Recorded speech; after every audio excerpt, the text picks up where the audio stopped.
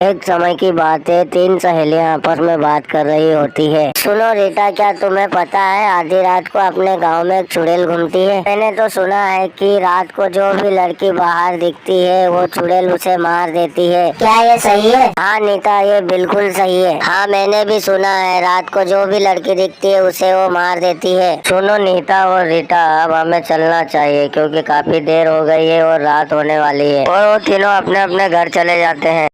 फिर आधी रात होती है और चुड़ैल आती है। उसे गांव में कोई भी नजर नहीं आता है।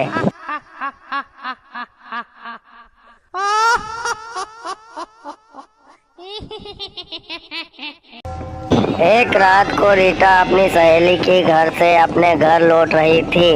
तभी गांव के पास उसे एक चुड़ैल नजर आती है। रीटा काफी घबरा जाती है और रीटा चुड़ैल को देख के भागने लगती है और जोर जोर से चिल्लाती है, बचाओ बचाओ, मुझे कोई इस चुड़ैल से बचाओ बचाओ। किंतु गांव में सभी लोग सो रहे होते हैं, इसलिए उसकी मदद के लिए वहां कोई नहीं आता और चुड़ैल उसके ऊपर पीछे से हमला कर उसे मार देती है और फिर जोर जोर से हंसती है।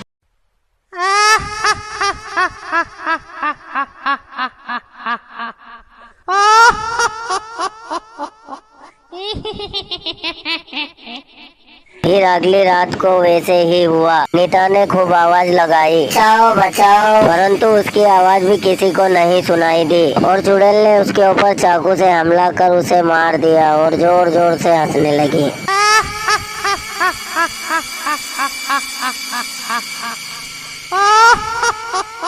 फिर सुबह होते ही गांव वाले आपस में फैसला करते हैं, सुनो भाइयों, पहले तो ये चुड़ैल लोगों को डराती थी, लेकिन अब हमारे गांव की लड़कियों को मारने लग गई है। हमें जल्दी ही कुछ न कुछ करना ही पड़ेगा। हाँ राजू भाई, तुम ठीक कह रहे हो, हम आज ही तांत्रिक बाबा के पास चलते हैं।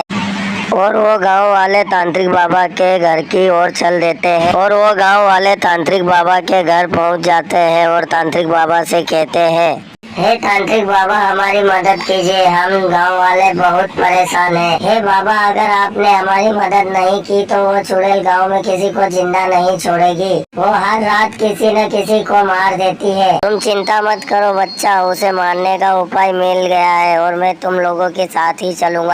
आज रात को उसका अंत निश्चित है। जैसे ही रात होती है, बाबा गांव वालों को लेकर गांव की ओर चल देते हैं। आधी रात होते ही वहां पर चुड़ैल आती है। अब ये गांव वाले मुझसे बचने के लिए इस तांत्रिक को लेकर आए हैं। तांत्रिक बाबा चुड़ैल से कहते हैं, हे शैतान, वहीं रुक जा, नहीं तो तेरे लिए बहुत बुरा होगा। तूने इस गांव वालों पर बहुत जुल्म कर लिया है, लेकिन मैं तुम्हें अब इनके ऊपर जुल्म नहीं करने दूंगा। हे तांत्रिक, यहाँ से चुपचाप चले जा, नहीं तो तेरे लिए अच्छा नहीं होगा। तू रक्षा करेगा इन गांव वालों की, वो भी मुझसे। हे तांत्रिक, मैं तुझसे फिर कह रही हूँ, तू यहाँ से चुपचाप चले जा, नहीं तो तेरे लिए अच्छा नहीं होगा। फिर तांत्रिक बाबा को गुस्सा आ जाता है और वो चुड़ैल के ऊपर चाकू से हमला कर उसे मार देते हैं। गांव वालों को चुड़ैल से मुक्त कर देते हैं।